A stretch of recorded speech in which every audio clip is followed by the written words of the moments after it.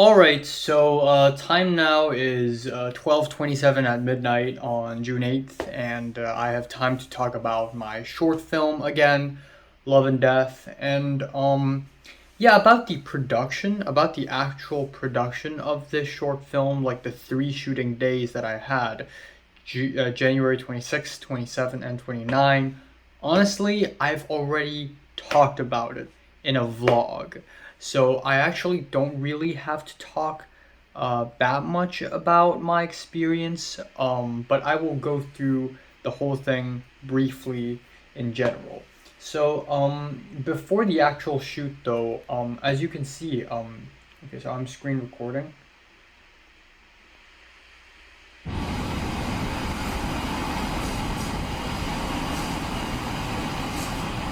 Here we go. So as you can see, Jesus Christ, my laptop. So as you can see, on January 15th, I actually already started shooting my short film, and I essentially went to the neighborhood downstairs, my neighborhood, and filmed a bunch of shots there. And it's supposed to be a camera test. It's the first time I'm not the first time, but it's me trying to film Hong Kong, but with my lens and with my Sony A7 III. I've never done that. I did that in Japan. I want to do that at my own home. And a lot of these shots are basically like fun little test shots. But I also thought, ooh, maybe if I film them and they look good, maybe I can include them in my own short film as well. And lo and behold, a ton of these clips ended up in the Ghost in the Shell montage in my short film, which I think is pretty fantastic. Now, as you can tell, like, there's focusing issues, it's unstable, I didn't have a tripod, there are lighting issues, exposure issues, but some of them are really good and actually ended up in my short film. Let's see. Oh, I could have used this one. Oh, I could have used this one in my short film. Whoops.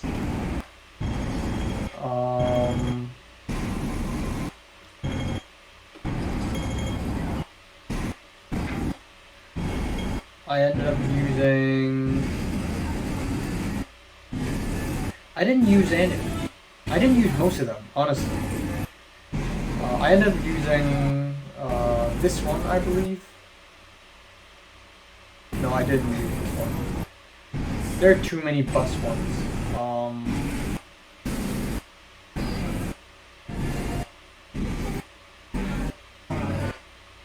Yep, that's a lot of clips. Alright. I ended up using this one. Not really. I ended up using this one in the short film.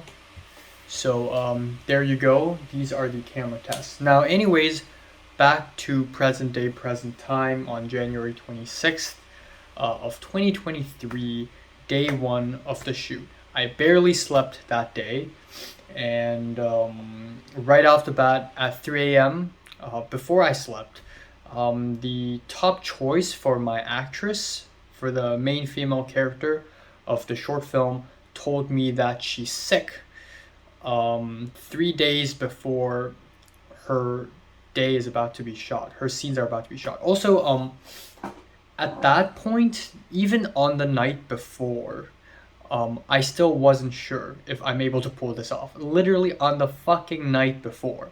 And then on the day, in the morning of day one, I still didn't know if I could pull it off. The actress told me that she's sick. Okay, come on. 3 minutes. 3 minutes. Is this a read? Yep, there we go. This is street. This is street.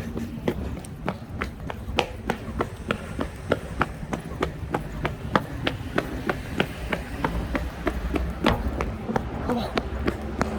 Oh. I can do it. I can fucking do it. I can fucking do it. Oh.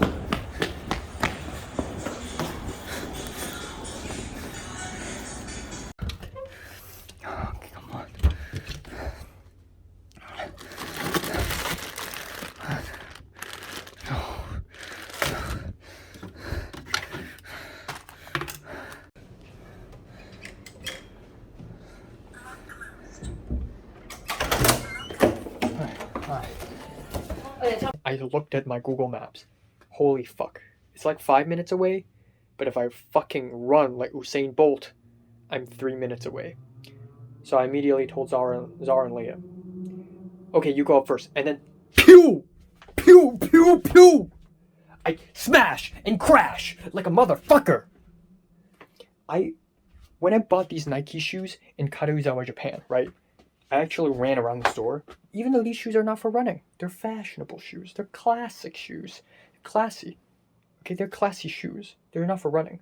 But I knew my detective fucking ass will run someday with these shoes, motherfuckers. Building, holy shit. I know this building. 5th floor. Boom, bing, bam, boom. I'm in. My aunt is there. My mom told me my aunt is waiting for me, and then I immediately rushed in. I grabbed what I needed, and then there are multiple boxes, right? I went to a glass cabinet, and there are like multiple gigantic boxes, and my aunt's like, oh, it's in that plastic box. So I moved one gigantic box, boom! Second gigantic, boom! And then I grabbed the plastic box, and the cabinet is kind of tight and narrow, and I lift it up, and I like move the whole thing, and I boom! And then open it, pop, pop, pop, and I was breathing because I ran really fast, so I'm like, and then I call my mom, and then my mom's on the speakerphone, I put down my phone, and I'm like breathing and going wild, and then like everyone's probably waiting for me at the LARP room, right? And Zara started calling me. Zara called me, the LARP people called me, I guess, I don't know. And then Leia called me, and then so I quickly hang up my mom to answer to Leia, and then I'm like, okay, I'll be quick, 5 minutes, and then I'll be out again. So I finally went through the plastic box, and then one small piece out, clang, clang, bing, bam, clang, clang, bing, bam, and then at the very bottom, it's the box of wireless microphones. That's all I fucking need. Wireless microphones for the sound recordings. Okay, so boom, bam. I checked, opened the box, got the Rode, got the lav mics. Okay, it's all good. Alright, time now is 7:40 a.m. on January 26th, 4 days away. So I slept from 4:05 to 7:20. Except I don't know what happened to me. I guess I was just too stressed, but I couldn't fall asleep at all. So I think I didn't sleep at all, period. Last night, the actress that I really wanted to get for the female character, who was the Orange House captain, she told me she was sick. At around 3 a.m., she told me she was sick, and that she can't. And it's not the end of the world. I can just find another actress, but it's just a bummer. And then this morning, the insurance man just told me that he can't do 27th and 29th out of 26, 27, and 29. You've got to be absolutely fucking kidding me, right? I already can't find a single other crew members because the producer's guy's not responding, no one else is responding, everyone else is busy, and the only person I got is quitting. So normally any other person in my shoes would just give up the project, but I really can't. And I really don't know how. I really don't, I don't know, I just cannot fucking give up. I need to find someone. I really need to find someone. I mean, it would make everything easier. You know, I just slept for about maybe 1 hour and 30 minutes, and I'm awake now. I'm ready to face whatever. This is my commitment to this short film, okay? This is my fucking commitment. It's not too late to give up.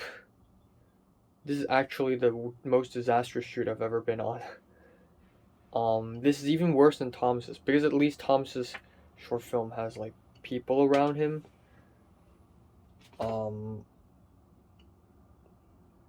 Yeah, this is awful.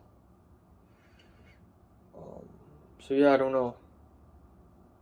And then my right-hand man and probably the only other crew member, literally my only hope, and it's definitely not enough. Like, a short film like this needs at least like 3 to 4 crew members, but I only have one, and he's my only hope, and that's Chunhua, and he told me that he can't fucking go on days 2 and 3. He basically jumped ship. What the fuck? So it was pretty hopeless for me. But I don't know, maybe it's because I'm stubborn. I still pulled through. I still kept going. I did not give up. And I think at that point, I still don't know if I should film the scenes with the female actress, with the actress on day 2 or day 3, on the 27th or the 29th. I still didn't really know what to do the next day. So a lot of this stuff is like completely improvised, really random, and it's actually really terrible. It's completely underprepared. But there's that improvised feeling. So anyways, I met up with the main actors.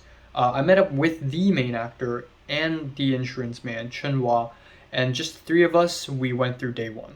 So honestly, so this is day 1, and this is the first scene we filmed, and it's actually scene number 2, the scene where he goes into the office, walks in, sees me, 唔好意思啊，請問係咪攝影比賽 asks 公 me 佈？ if it's the place to find the results to the photography competition, and I say, oh, yes it is, what's your name? And he said the name, which is very funny. And I said, you need to wait until 4 p.m. And he's like, oh, it's 2 hours from now. So obviously this scene is inspired by Cleo from 5 to 9, 5 to 7, yes. But also, this location is actually my mom's company's office, which I thought that I couldn't get because my mom wouldn't let me film there. But at the end, I did end up filming there because I literally cannot film anywhere else. I spent a little time dressing this place. Honestly, the set dressing is as lame and pointless as possible. I basically grabbed the table, the white table, and in front of a doorway, I just set it up there. It doesn't look like a real office at all. It doesn't look like a real reception at all. But honestly, it doesn't look that terrible. Because we have the pan shot, which is done on a very shitty tripod. But I think it worked really well. I really like the pan shot. I realized that I don't think any of my short films have had a pan before. I mean, there are shots where it's handheld and the cameraman literally like does this, but never on a tripod. So it looks really good. Let's be honest here. Second of all, his acting is not that good. I hate to be that guy. I mean, Ray Chan, he's a great guy, good guy, and I am super freaking grateful that he's willing to work for me for 3 days straight without getting paid. And he's also, I asked him if he could wear the same set of clothes for 3 days, and he's like, sure. But the thing is, his acting is not that great. It's very awkward and cartoony. And part of it is my fault because I told him that it's going to be similar to Dreams of an Empty Street. And in Dreams of an Empty Street, he was very awkward and cartoony, and it kind of worked. But in here, I was going for a more cold-blooded, dead inside look, and he just didn't. And we did like 6-7 takes of these. Like, if you look at the first few takes, it's very freaking awkward. 攝影比賽公 And also, like, he does this thing where he like points, like uses his hands to point around, which is a little awkward. 請問係咪攝影比賽公佈結果嗰度？ And also the way he like hunches over, it's just. 請問先生叫咩名？你要4點先返嚟。 Alright, this take 2.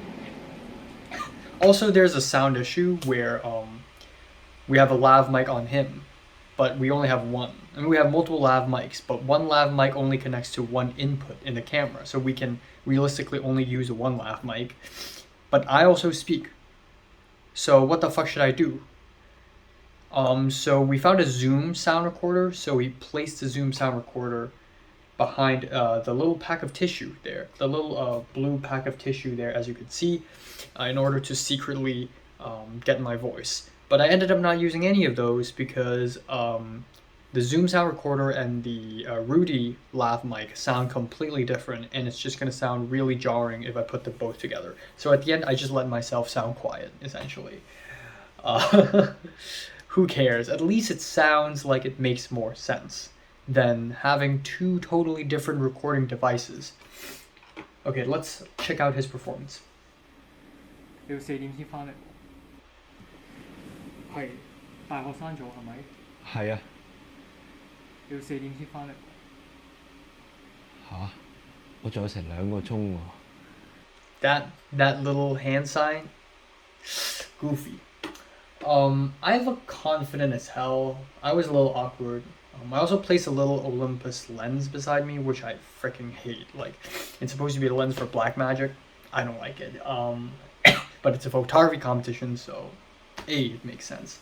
Also, the name Ziu Hongyi, short, and in short it's Yi, which is the name of the main character, is actually the full name of like the second Song Dynasty emperor. Just a little Chinese history Easter egg there for no reason whatsoever. Okay, take 3.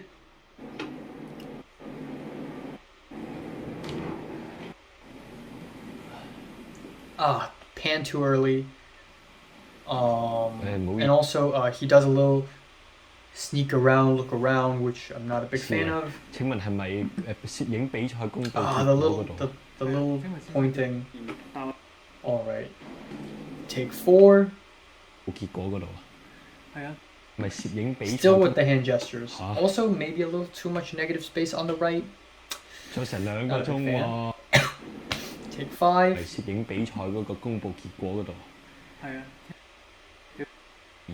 趙 I 康 think 儀 this is the 個鐘喎。 no. We use take 6. 係啊。請問先 Nah, we use take 7. There's a take 7. There we go. 唔好意思啊。請問係咪攝影比賽公佈結果嗰度啊？係啊。請問先生叫咩名？姓趙嘅，趙康儀。 There's something wrong with this shot. 係大學生咗啊嘛係咪？cut 啦。請問係咪 Okay. 攝影個鐘喎？係咪攝影比賽公佈？ Oh, I know what's happened. So I realized that he's not wearing a jacket. And in the film, he's supposed to be wearing the same set of clothes the whole time because he never like takes off his jacket at any given moment. So he wore a jacket at the end. 翻嚟大學生。請問先生意思嘅。 But I think in the final 比賽 cut, 公佈。 I didn't use the one where he's wearing the jacket. So it's fine. It's whatever. And then there's the medium 請 shot 問 of 先生 me. 叫咩名？ And then there's Big the heart. that was a couple of takes, and then there's a medium shot of him. 大學翻嚟。嚇，仲有成2個鐘。 Yeah, I really wanted to live up to my style or whatever by having the characters placed at the center, symmetrical, whatever. But it's just really hard to do that in this environment. Not because it's tough to place a camera in the middle or something. It's just that it doesn't feel right. And the set dressing and in the background, the set doesn't look cool enough for me to do something like that. And lighting, it's really rudimentary. There's barely any lighting. There are no, usually interior, you actually light, but we did not do that at all. And thank God it didn't look like crap, but it also looks very rudimentary, I guess. Like, again, if I was the DP, which I never will be, leave me alone, I would add a little hair light, maybe a little eye light in the back. Maybe I like how diffused the lights are, because the light from above, it's generally really diffused. But yeah, I mean, again, I'm filming for cheap, so there's literally no point in caring about lights. I'm sorry, film bros. There's an extra shot for the montage, which is like a slow cushion of an empty table. And then we added the camera onto the gimbal to sort of test out if it looks smooth enough. Because again, when I use my camera in Japan, a lot of the times it's shaky as hell. So I was afraid that it would look shaky. But thank God on a gimbal, it looks smooth as hell. It's very fine. and it looks really cool. Got the mic, got the camera. It's short film time. Fuck me. I'm gonna fail.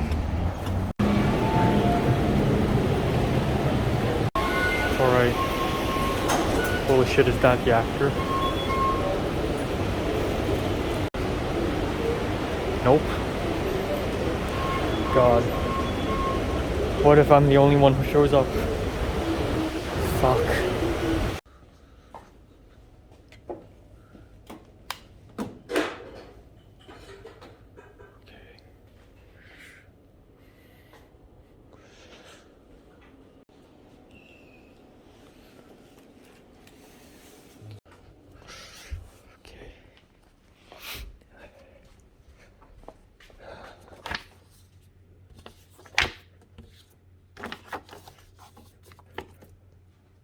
Great success. It's all over. It's all completely fucking ruined. But I still brush my teeth, change my clothes. I ate some dry cereal. There's no milk in the fridge.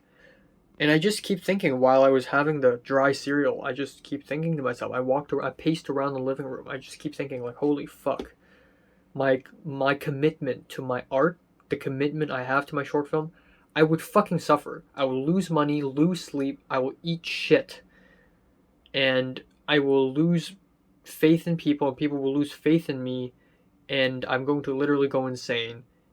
And I'm literally hurting my body by walking so much, and it's still okay because at least I'm making a short film. People make movies, like romance movies, people hook up, kiss, it's good, it's sweet, it's lovely, and then I do the exact opposite. I tell people, hey, love, what's that? It's so pessimistic, and it's not even edgy about it. It's just so broken and wounded. It's just sad, you know?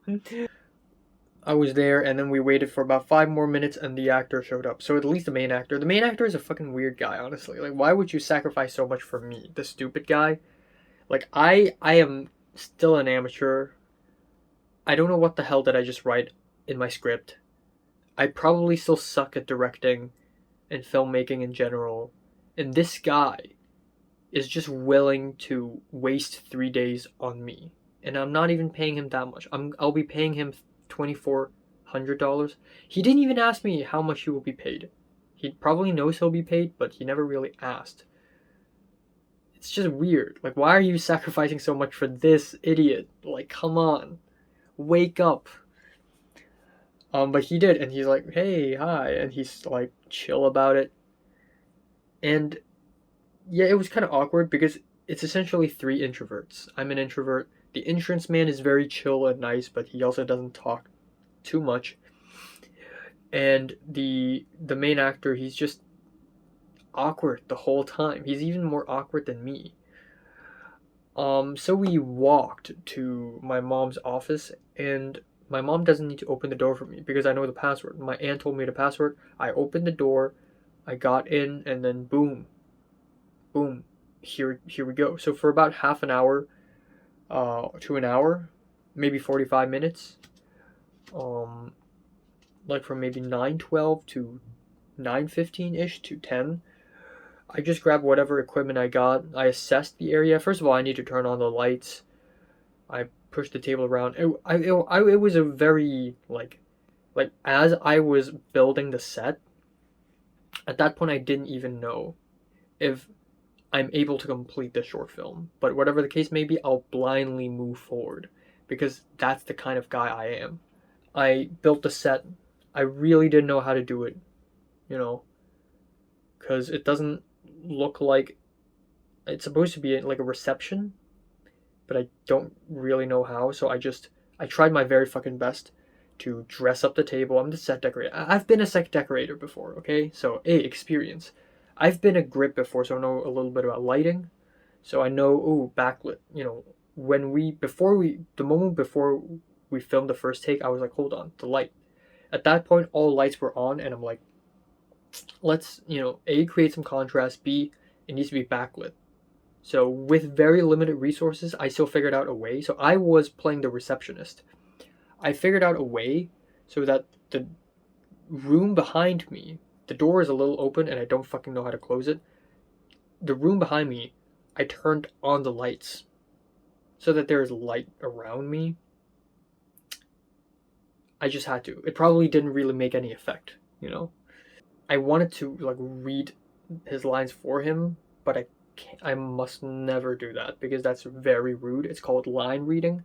So I must use very roundabout ways to tell him, you know, you're not doing it right. You're cartoony. So I told him, "Oh, can you be more natural? Can you be more relaxed? You know, can you speak faster? Maybe change the line a little bit."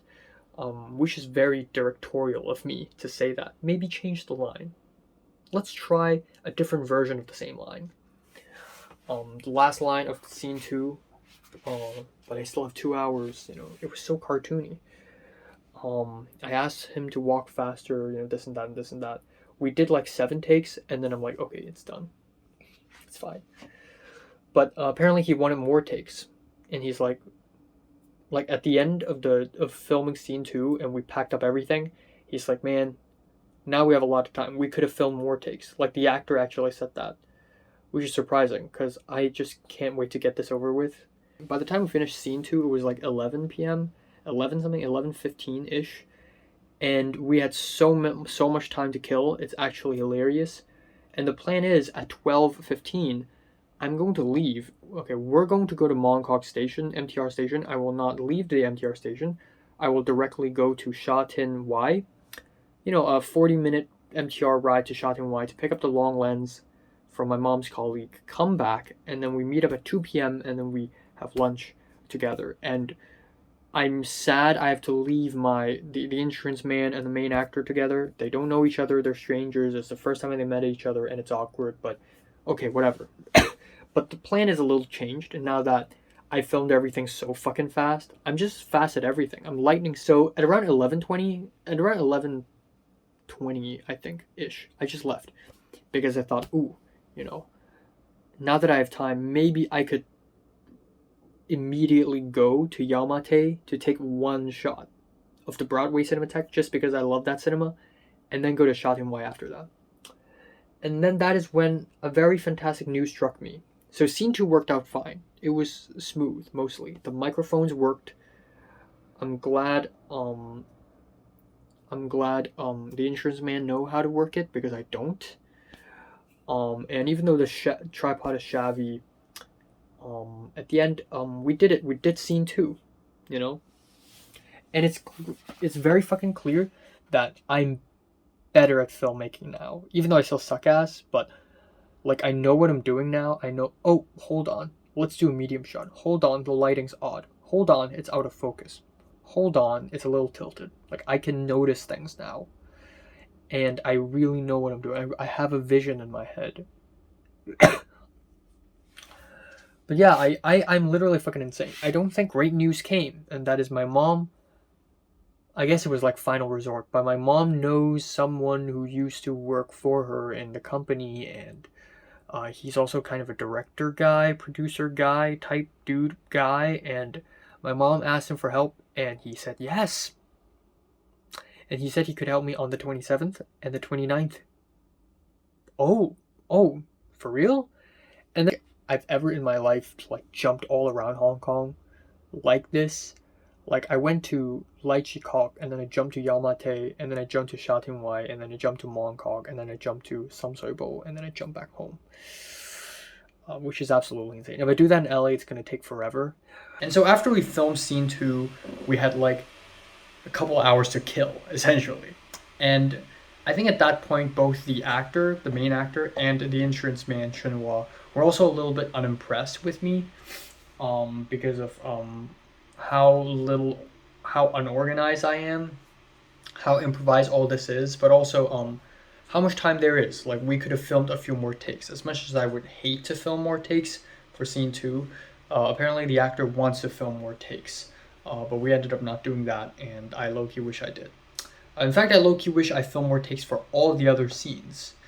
There are scenes where I only did 2 takes. Like, what the heck? I would never do that again, by the way. So here is a very sort of insane plan, and that is I had to go take a 70 to 200 millimeter lens, and to do that I have to take 40 minutes of train all the way up north. And so by doing that, I will have to leave those other two people behind, and that's what I did. I immediately went up north, took the lens, immediately went back south to Mongkok, and I've never in my life, for a short film, jumped all over the city. And that's crazy because in LA you literally cannot do that. But in the meantime, I made a stop in Yau Ma Tei and I filmed a couple more shots. This shot in Broadway Cinematheque. Also this shot that I never used. And also this shot that I also never used.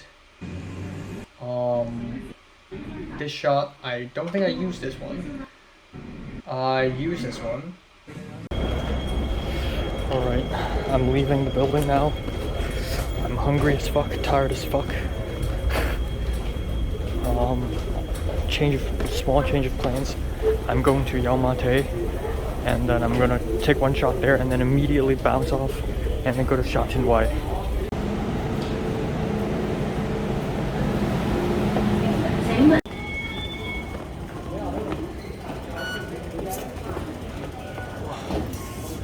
Okay.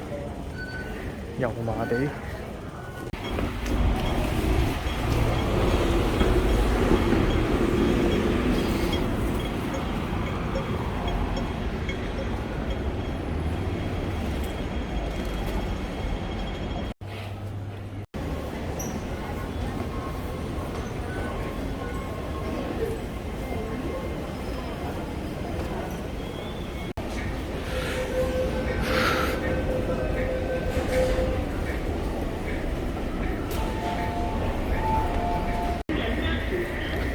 I am at Sha Tin Wai Station.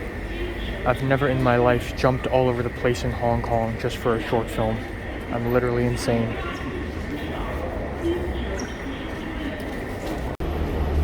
Alright. Met the guy, got the long lens, ready to return to Mongkok.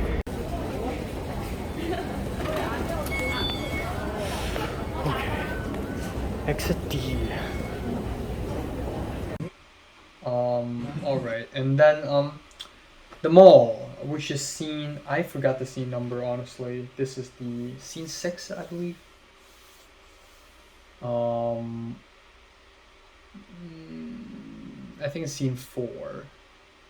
Yeah, it's scene 4. So day 1 overall is kind of chill, surprisingly. I mean, even though we only had 3 days to film this short film, which is pretty insane.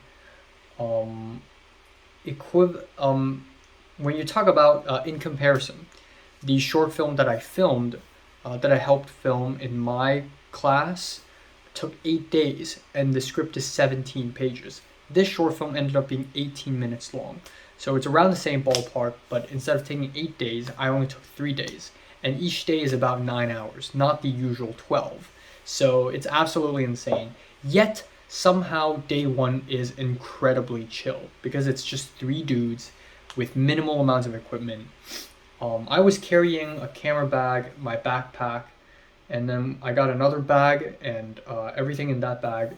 Okay, this red bag over here, it's basically 2 metal boxes and 1 bag. And that bag is a tripod, and it's a shitty broken tripod.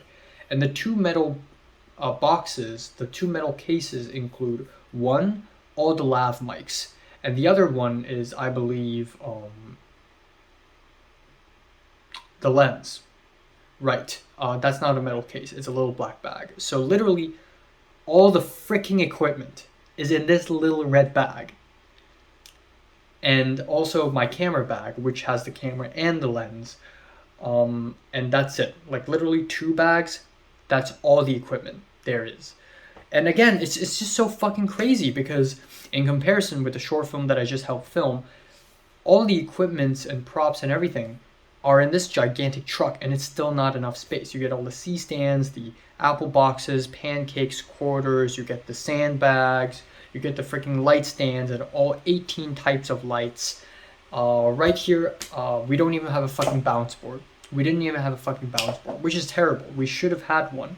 Even a basic short film production should need a bounce board at basic minimum. We never used one in this short film because we never had one. Goodness gracious.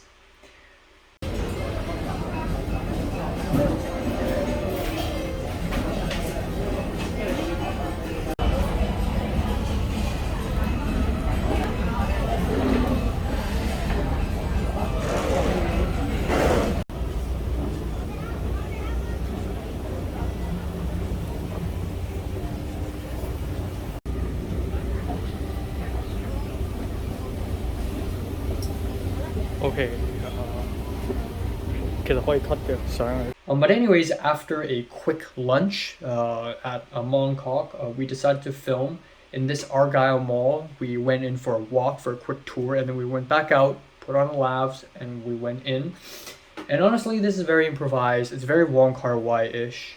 The entire point of this scene is to really showcase narrow malls so that Americans would see this and go, oh my god, what is this cool alien place? That's pretty much it. And it's also a scene where the main character sort of goes around, wanders around, questioning his life, and that's it, you know. Expressing one's sadness by walking, if that makes any sense, instead of by talking. Sometimes action is louder than words. And in this case, the main character walking around just, I guess, showcases how lonely he is. Again, I don't want to explain this film too much, but just let me do that. And this is completely improvised. I'm like, oh, film this, film that. You can actually hear my voice saying, oh, keep filming. Or, oh, we can stop here.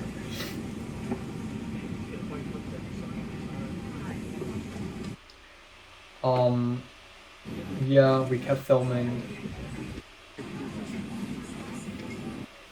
And it's pretty satisfactory. Like, it ended up pretty close to my vision.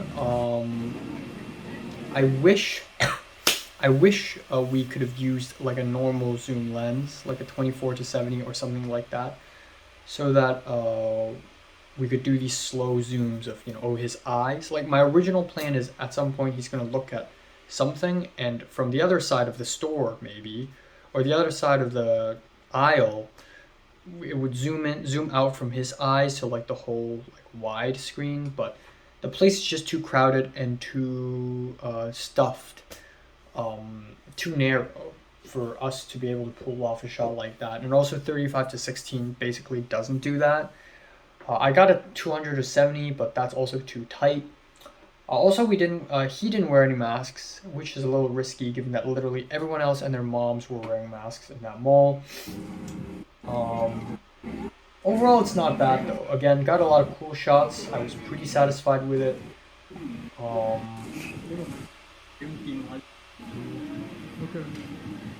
I also wish I could get more of like the people there, like the nail salons in this mall. I think this mall is really well known for like nail salons and nail pedicure.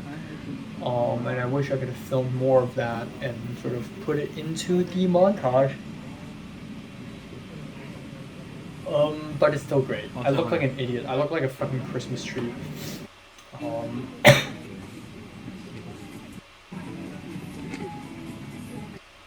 After the phone call with the lights guy, I immediately went into the EMTR, and at that point I was debating. At that point it was like 12:10, and I have to meet the colleague with the long lens at 1 p.m.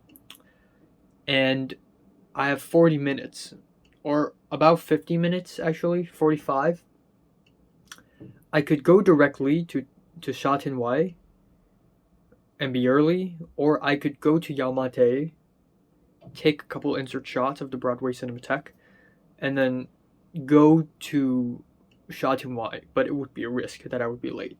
And of course, given that I'm literally insane, I did the latter. So I immediately took an MTR to Yau Ma Tei, to Broadway Cinematheque, took a couple shots, looks good, real nice, speeded up my way to Sha Tin Wai, and honestly, I was late for about 2 minutes, but it's totally fine, because I arrived there, and then I WhatsApped him. I was like, oh, I'm here, and he's like, okay, I'm coming out. So he's not even, like, ready, I guess. So there he is. He has a small black bag with him, tiny, about the size of my head, maybe smaller. So with the long lens, I immediately left. I went back to Mongkok, and exactly at 1:40 p.m., I arrived at Mongkok, and both the insurance man and the main actor also showed up at Mongkok at 1:40. I met them both. I went up, and then turns out they haven't even gone up yet, so I went back down to meet them, and then we went back up again.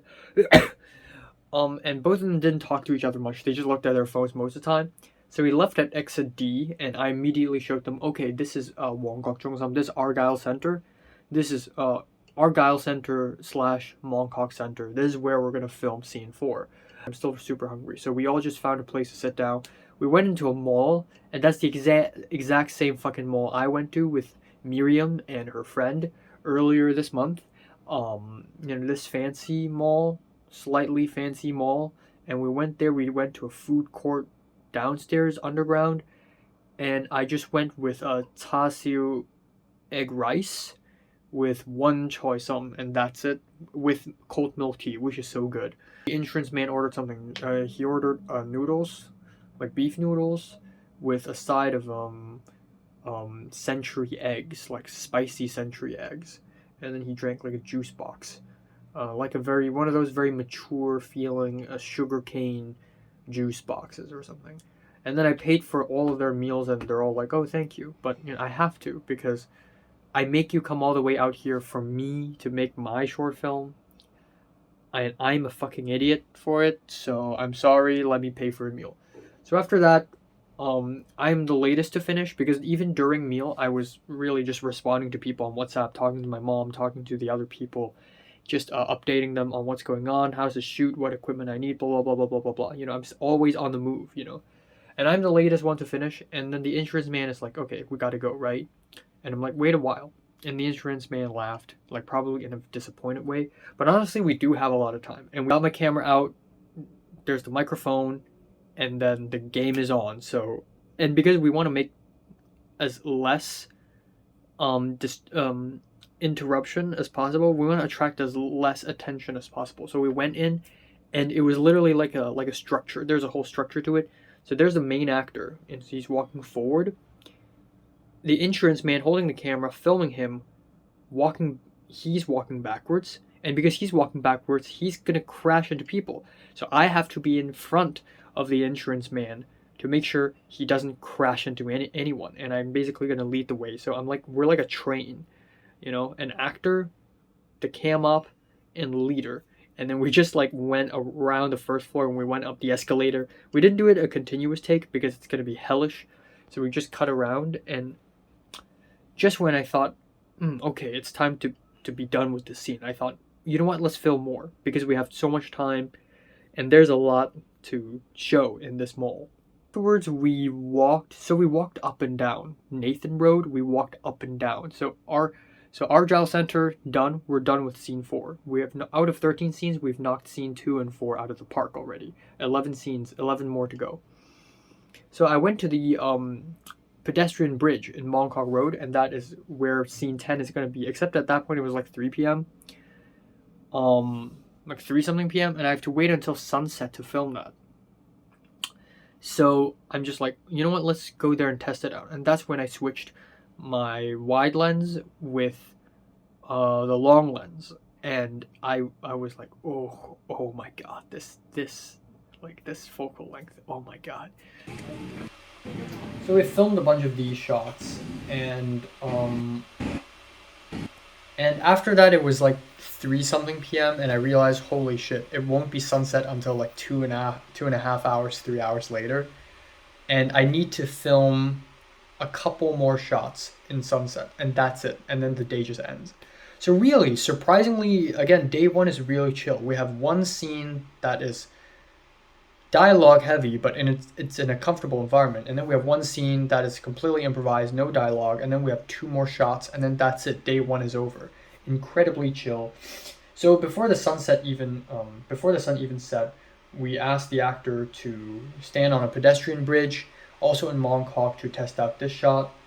using a 70 to 200 millimeter lens. I think it's the first time I've ever had my hands on a 70 to 200, and I freaking fell in love with it. I think I used to not hate, but like I used to not like long lens because it's so tight and it's so limited. But I think after this short film, I'm beginning to appreciate it more. Also, again, like,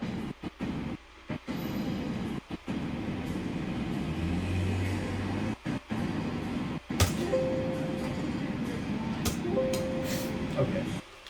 So, yeah, the lav mics, they're pretty terrible because, I mean, they're great in a close distance. In a far distance, it keeps breaking out.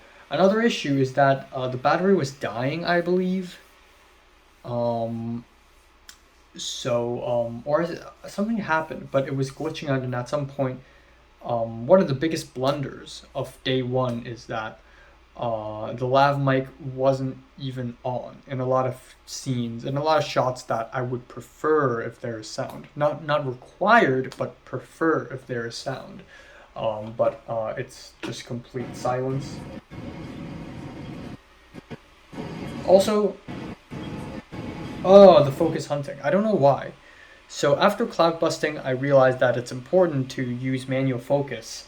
But apparently I did not do that for this shot.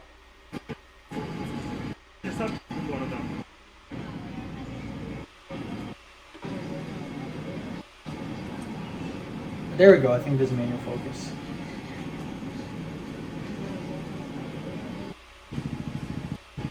Yeah, but I ended up not using a lot of these shots, so...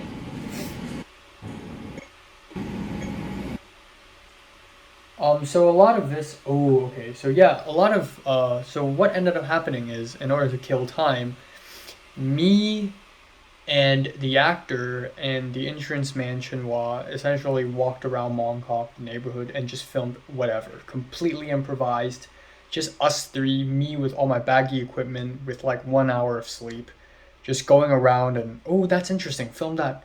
Oh, that looks really nice, film that. So we saw an alleyway and I was like, oh, film that, so we ended up filming this, which I really like. Very Hong Kong, like all this dirty alleyway, the trash, the metal pipes at the side, a woman smoking. It's just so Hong Kong.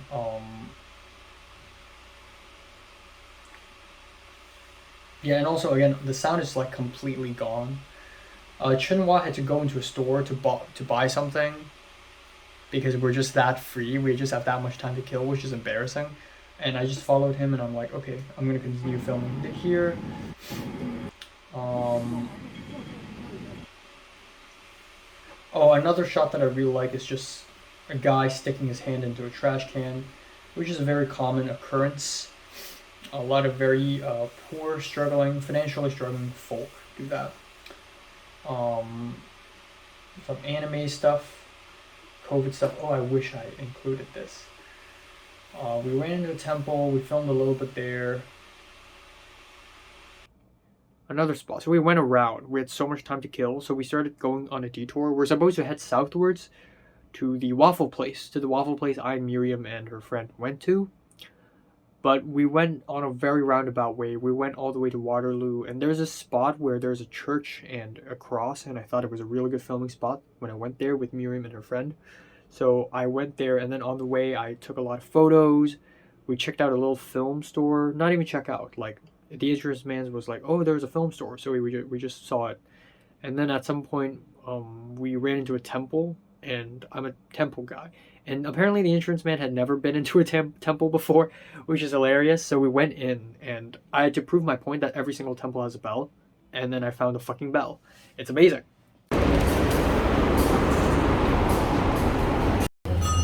而家喺旺角嘅菩薩廟。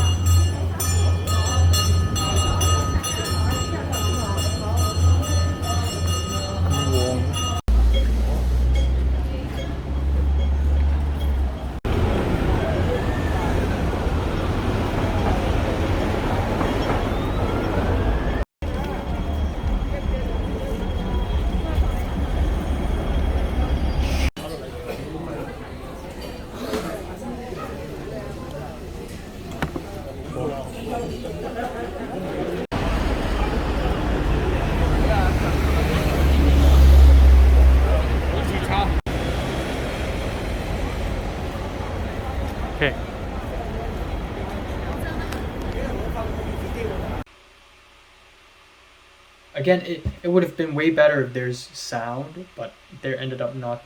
We didn't pick up any sound for that. So that's unfortunate. Love this shot.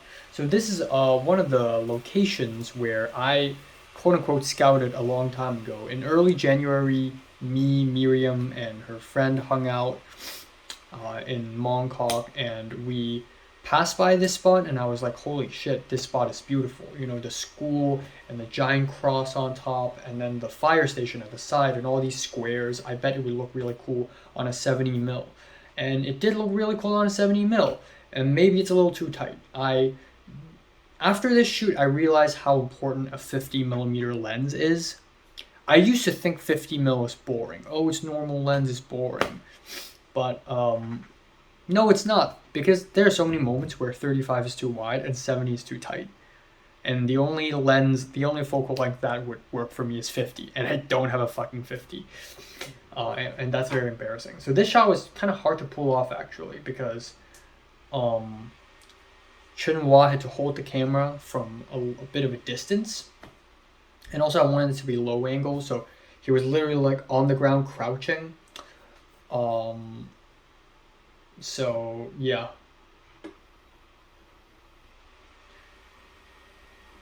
Oh yeah, I allow a lot of room for improvisation, really. So in this case, Chunhua was like, "Oh, look at this vendor over here who is like selling these candy." I ended up not using this shot, but he's like, "Okay, so I'm gonna cross the road, and then halfway I'm gonna pretend to look back, and as I look back, I'm gonna point the camera at this man, and then we're gonna immediately walk away." And he did that, and it was kind of shaky and not satisfying, so we ended up not getting the shot. I really like this shot because I'm filming someone else filming, which is very meta. Let's see. Okay, oh, I should have used this shot. Holy shit. Why did I not use this shot? This is so good. I didn't use a shot in the final cut. Man, what the fuck? I guess one way to rectify this is that it's very unstable. It's so shaky. But also it shouldn't really be a matter. Oh, damn, what the hell? Okay, so we couldn't wait until sunset. It was getting slightly dark, but we're like, okay, we've waited long enough. So I went to a spot which I also quote unquote scouted very early on in January, and I thought this would be the perfect spot to sort of look out from.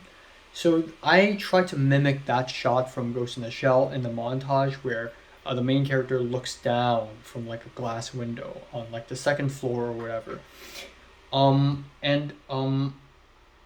wanted to do it here with a 70 mil, and yeah, I couldn't achieve that effect at all because it just didn't look right. And also, the main character got kicked out. Like, the main actor got kicked out like twice, trying to be there. Like, someone had to kick him out. So yeah, it was not good. After we filmed that on top of a very shitty tripod, we literally set the shitty tripod on the ground in the middle of the streets. Chunhua was like, honestly, if it doesn't match the feel that you were going for, then just don't do it. Then let's go to another spot to do it. So we ended up, luckily, we found another spot that works. Then we went to the waffle spot, but the waffle spot isn't the point. The point is the building across. It's a little glasses store, and there's a part where it's see-through window, and I wanted to film upwards. So upwards to the see-through window, and then downwards to the pedestrian bridge. That was my plan, and that is going to be edited together to make it seem like the main actor is looking back to himself, like how it in that montage in Ghost in the Shell. But then there's still tons of time until sunset, so the insurance man is like, you know what, screw it. I want to go to Fortress because my hair dryer broke. Oh, at some point, he even went to a medicine store, like a drugstore. So you know what, fuck it. So I went to a waffle spot, the glass window, to film, and it's actually a lot of fun because it's the main actor went to the first floor, aka second floor, if you're American, of that building, and he immediately got booed off. And he went down, and I'm like, well, we got no other choice. I don't know anywhere else where we could film that. So we set up the camera, we got a tripod out, and then we told him, okay, just go up there, immediately stand there, do the shot, and then immediately leave before you get noticed. So that's what happened. And then that's it. It's so much more insane and wild than most other short films I've made. So yeah, we got the shot, and it sucked ass. It just didn't feel what I wanted to feel. And normally I would just say yes because I'm already really tired. But you know what? I'm a director with standards. Another spot to look for a better place, and we found a Foot Locker, and that's fucking perfect. It's not really first floor. It's still the ground floor, but it's a little bit elevated, about a couple meters elevated from the ground, so we can pretend it's like up in a building, you know. So that's what we did. We tried like 4 or 5 takes, and it's really difficult to nail the exact same vibe that the Ghost in the Shell had, but we tried our best. And then after that, the insurance man just up and leaves. It was like 5:15, just as well, if not better. And it's right outside Foot Locker, and it's not the second floor. It's not the second story. It's actually a little bit, about 2 meters higher than the ground, and through a glass. And that's what we did. And it looks way better. But also what sucks is that we didn't use a tripod for some reason for this shot, so it was very shaky. And I actually told Chunhua that, and Chunhua was like, well, actually in Adobe Premiere Pro you can use warp stabilization, which is true, and it doesn't really work that well. So at least there's a stabilization in DaVinci, which I think works even better, but that's not everything. You can't fix everything with warp stabilization in DaVinci or Premiere Pro. So I really wish I could have used a tripod on this one. And also, it's really tough to, I guess part of the reason why I didn't use a tripod initially is because I wanted Chunhua to truck the camera from left to right. But that was really difficult because at that point the camera wasn't on a gimbal, and setting it up on a gimbal would take a lot of time and effort. Second of all, it's just really tough, especially on a 70mm lens. So we just ended up going with this, and at that point I didn't realize that I could shoot in 4K and then slide it across a frame in post. So I wish I could have done that. And I actually realized that later, and I walked all the way back. So I spent about 10 minutes walking up northward from that spot to the pedestrian bridge. Okay. This is really cool. Yeah, after that point, hold on. So, right, after that point, we filmed this shot on the pedestrian bridge, which is cool and all, but before arriving at this pedestrian bridge, the insurance man Chunhua had to leave. So literally at this point, the entire production team, the entire team is just me and an actor. I have a camera, we have the actor, that's it. It was as minimal and as skeletal as it possibly can be.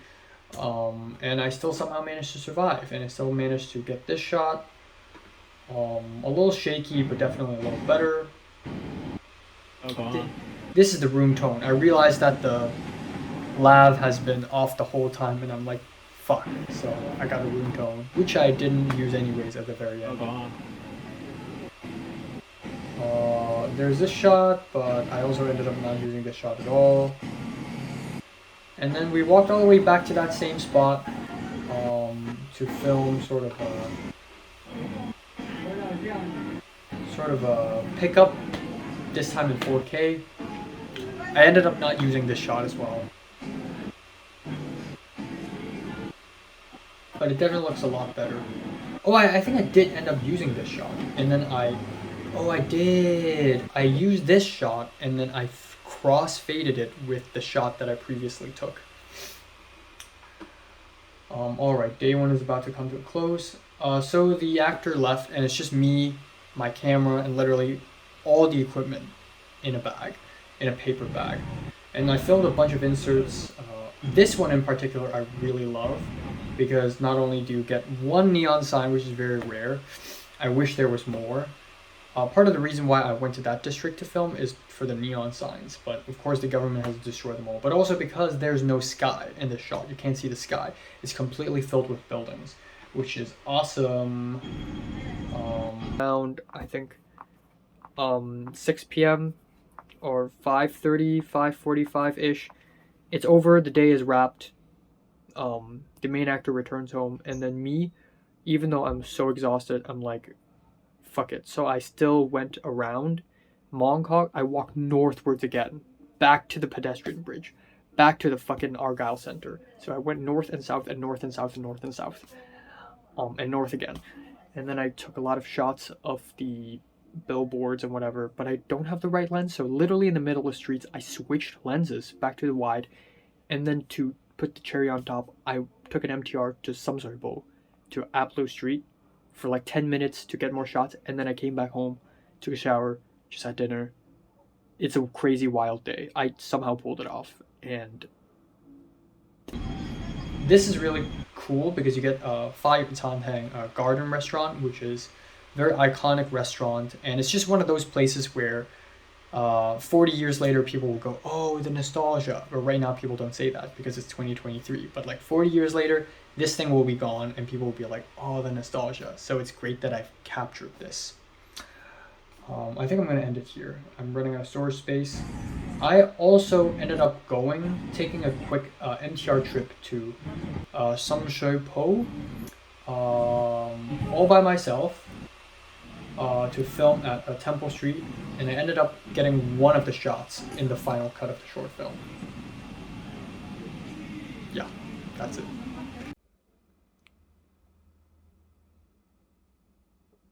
Look at this beast.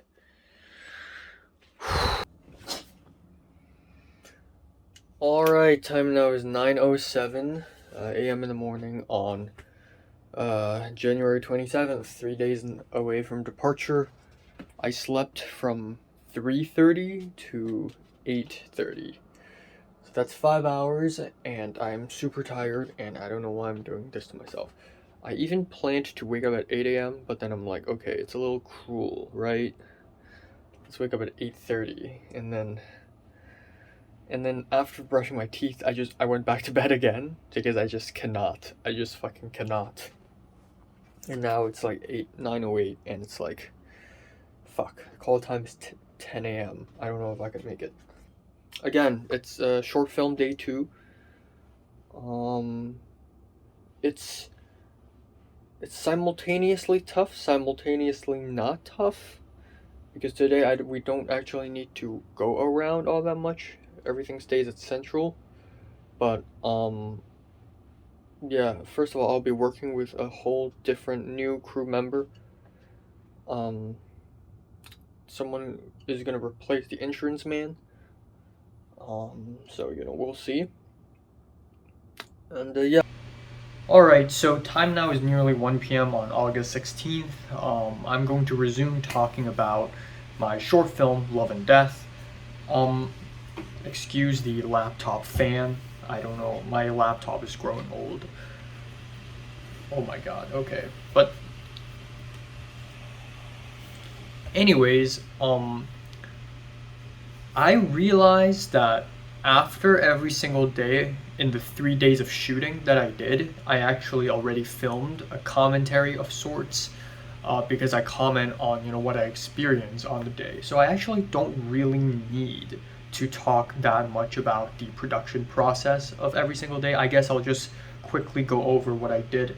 But day 1 I already talked about. Day 1 was incredibly chill. It was a very simple and easy day 1. Most of day 1 was basically montage shots. And then we have day 2. And I got my Premiere Pro pulled up here because might as well. So day 2 is, I think, January 25th. It's 24, 25, and 27, I believe. No. Hold on. What was it? Shit, I forgot.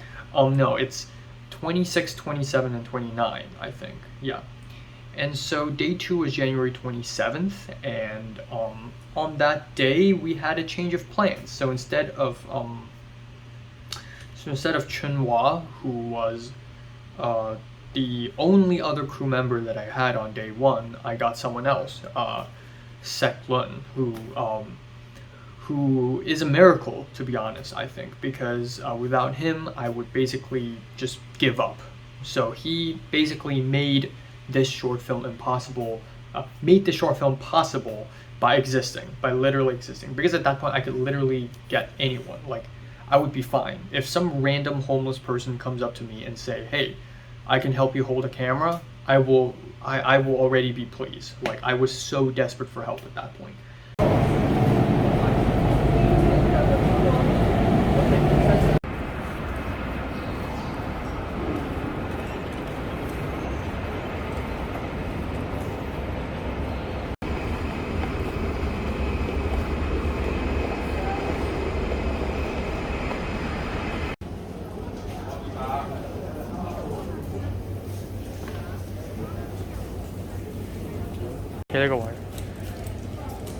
But anyways, day 2 began, and it started off kind of simple as well. It's just me, him, Seklun, who is my other crew member, and the main actor, Ray Chan. And we went to Central, and our first shot, I kid you not, was the bell at the temple at Central, which is this one.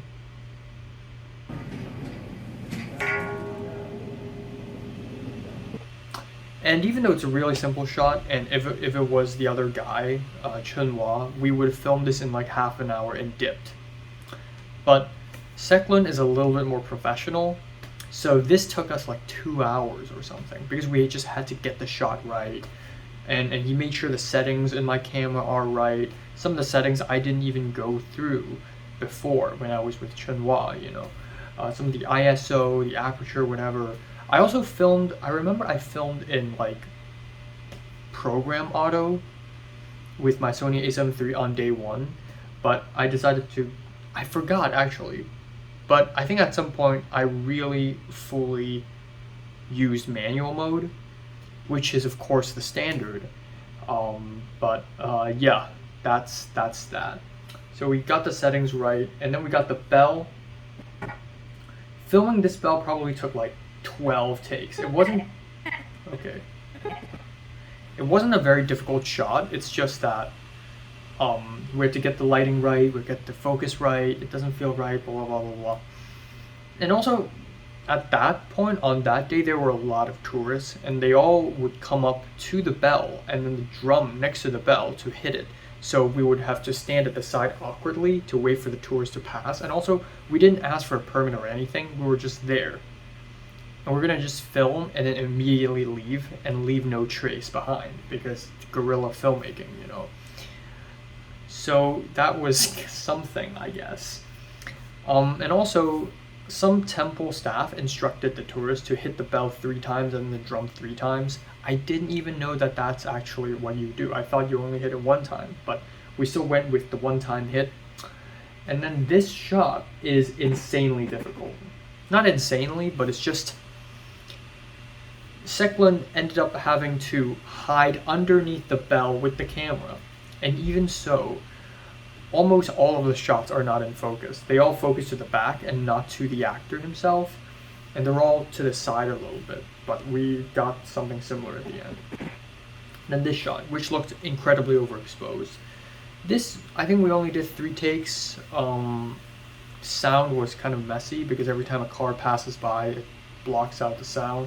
At that point, we still didn't know that, but yeah, it worked. It's fine. It's symmetrical. I made sure everything's symmetrical.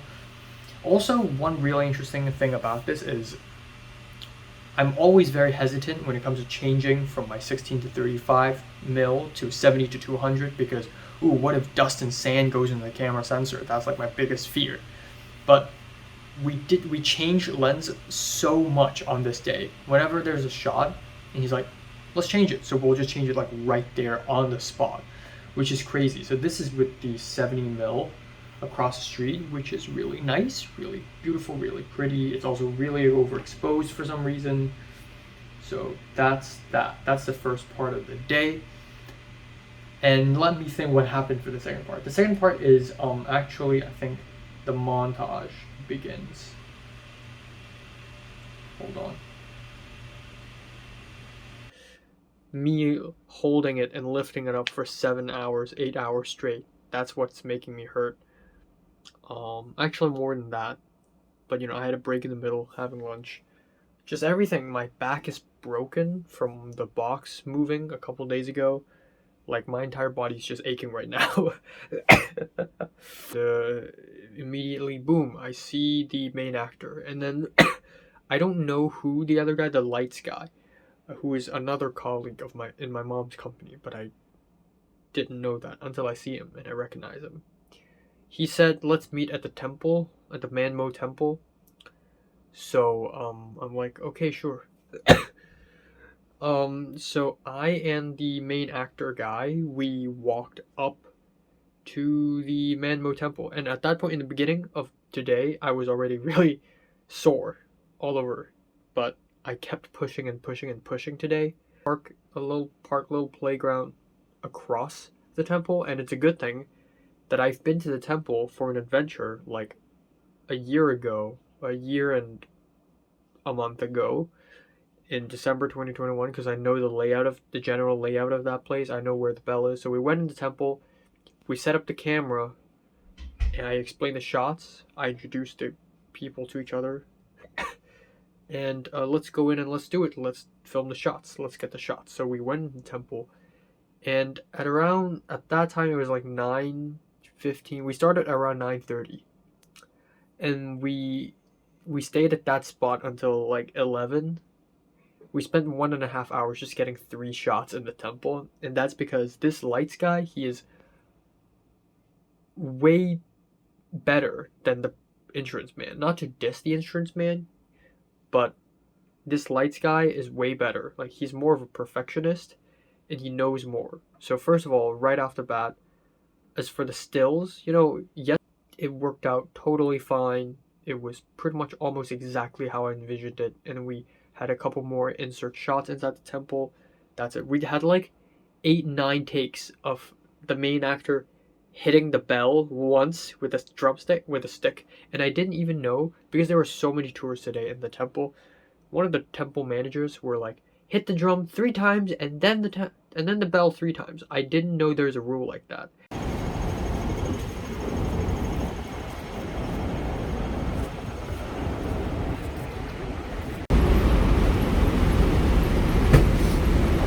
Yeah, and then that's pretty much it. And then we walked down from Manmo Temple, all the way from the mountains back down to because it's actually Sheungwan, not really central, so we actually went to Saigongseng, which is also a place I went to on an adventure when I went to Linhangou.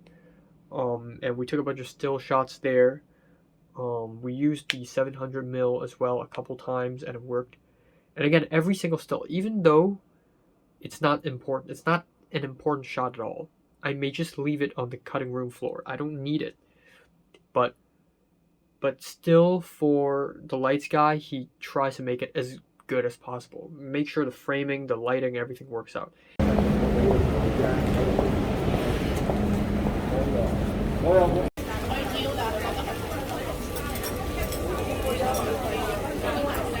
He uses Canon usually. But yeah, after that, after the stuff at the alleyway near Linhangou, we basically took an MTR to Central. So I didn't expect Manmo Temple and Linhangou to be that far away from Central, and there's no way in hell are we walking. So we took an MTR 1 station to Central, where we basically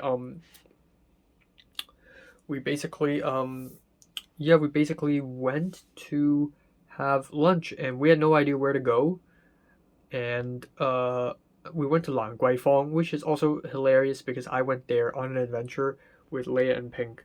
But we went to the same street we had meat skewers at, and we went to a Korean restaurant called The Hungry Korean. And for $210, I paid for 3 people's meals. I got cold. This is the second part. So I thought it's nearby. I thought this alleyway. So I've obviously been to this alleyway like during summer in 2022. I was like, oh my god, this is cyberpunk. Oh my god. I remember this location, and I want to film there. Turns out that spot is way farther than I've expected. So we actually had to take one stop of MTR to get to Sheungwan. So originally we were at Central Station. We were near Central, but we had to get to Sheungwan. So we took one stop train, and we literally had to carry everything. Also, the guy had a tripod himself. So the tripod I borrowed from Chunhua, or not really from Chunhua, from my mom's company, is garbage. It's like a faulty tripod that doesn't work really well. It's really wobbly. It's very cheap. So Seklon brought his own tripod, I think, and it worked way better. It's also way heavier. But literally the entire unit, me, Seklon, Ray Chan, us three, and all my camera, all the lav mics, all the tripod and whatever, the whole unit just moved to another spot just to film this. We also filmed a bunch of other random shots as well that ended up not being in the short. Let's see if I can pull them up, honestly. Yeah, we filmed a bunch of random shots in the temple. This one's really noisy. A lot of them actually look really good. I just couldn't fit into the video because we already have too much. A lot of these shots are also Seklon's idea. So another huge difference between Chunhua and Seklon is that he knew what I was going for, and so he himself would just go on and film whatever he wants to film himself. So that's really cool. This took like 3 takes. Yep. And then we filmed a bunch of other random shit. Like this. And then this child, there's a shot where it's a child walking. Okay, yeah, this one. That's not my idea, that's his idea, and it was so good to see like a Westerner child in front of something so Chinese and sort of like a neglectful dad, even though he's probably a nice guy. I don't know, but it's symbolic, it says something. This shot, which I thought was really cool, this is my idea. I think this is my idea as well. This is my idea too. I like fish tanks and sort of like the idea of being trapped, I guess, in a fish tank. Just like every single image here, you can make a meaning out of it. This is really good. I think this is my idea as well. The main character walks through.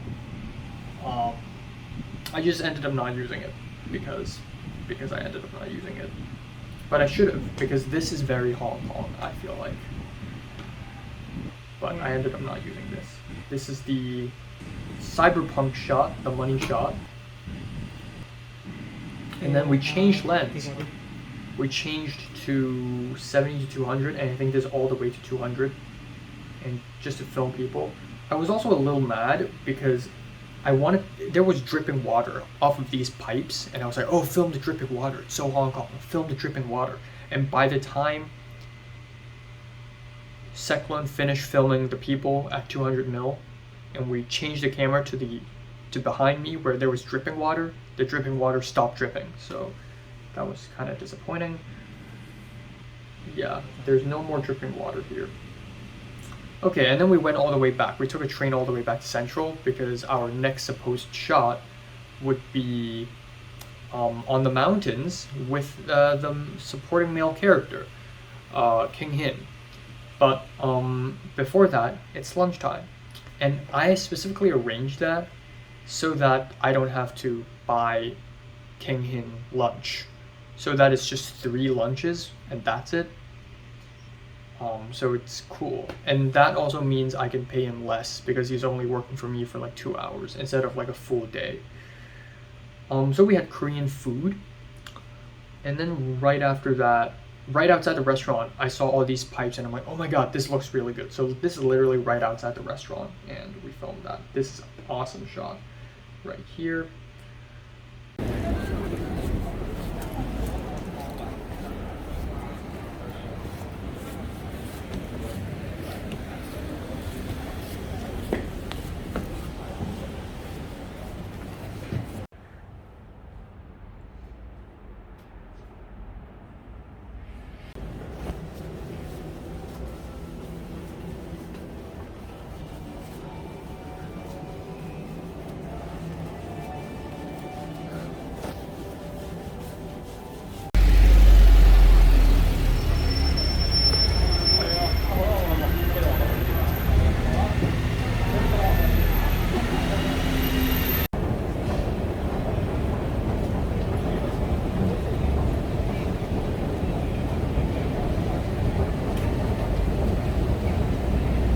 lights guy is a little more talkative.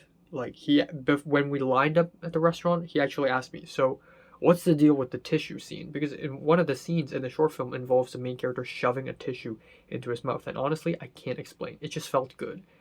I have this unhealthy obsession with people shoving things into their mouths, and especially in a cinematic way.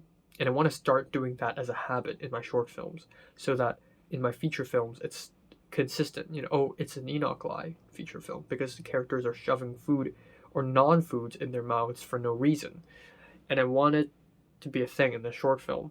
But at the same time, there is some kind of meaning because the tissue reappears in an earlier scene that we actually haven't filmed. And but I had to explain, it symbolizes this, so he shoves it down his mouth because of this, because he feels this way, and it's just it's fine. But then I do know that the lights guy is more experienced than me. He's older than me. He's more experienced than me. He knows more than me about like the technical stuff. So he's like, well, as a writer, it would be better. My suggestion is that you hint, you hint something. If the tissue symbolizes something, you need to at least give your audience a clue or a hint on it. And I think that's a great idea, but I'm going to try my best to not do that because, again, the more I try to make sense of my story, it's going to look uglier. It's going to get uglier and look uglier. So around 1 p.m., the actor for the supporting character told me that he got sick and he tested positive for COVID. What in the actual fuck? Of course I was shocked, but I wasn't really that shocked because I'm too tired to even have a psychological response to it. But at that point I was just like, oh, damn, what should I do? I was actually surprisingly calm. I guess it's because it's not the first time something like this had happened. Like when cloud busting happened, I just asked Christian to be one of the actors because I literally had no choice. So in this situation, I asked the lights guy if he's okay with being on camera, and I thought he couldn't act. He's just here for holding the camera. He's a technical guy. So I immediately made WhatsApp text. I asked a couple other people, hey, I know it sounds late and all, but our guy pulled out, can you fill in? And they all said no, it's too late, I got something to do already, I'm sorry.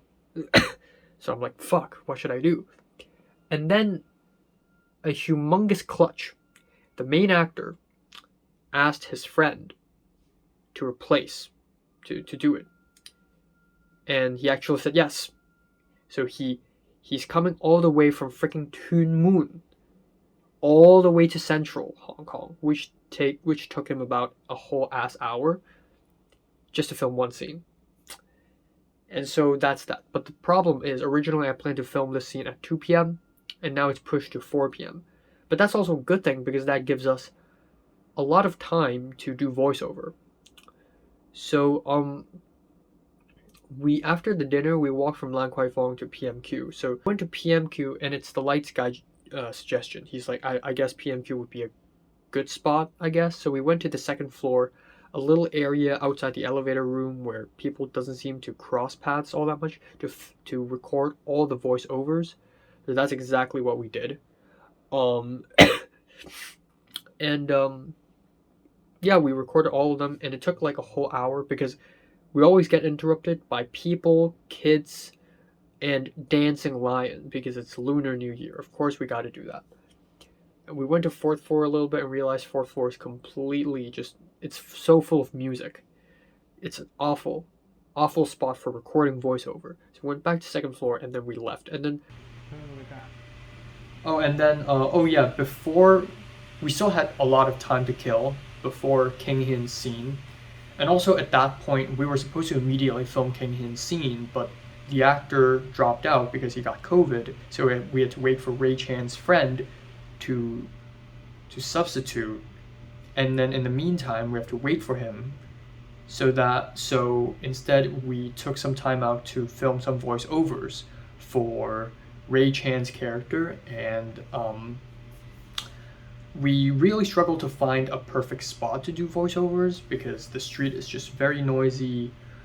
So at the end, Seklun suggested PMQ, which is a place that I've been to once back in December of 2021. But PMQ is this building, renovated building that has a lot of empty hallways and empty stairwells that will probably be pretty soundproof.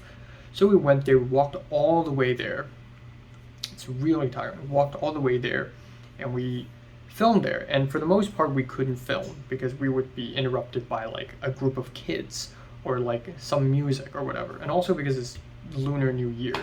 At some point, there's dancing lions like somewhere far away. It's just chong, chong, chong, chong, chong. And it's just like, oh my God. But even without those noises, for some reason, the sound recording sounds awful. 我今晚想出街行一行。 I don't know why. Oh yeah, there we go then.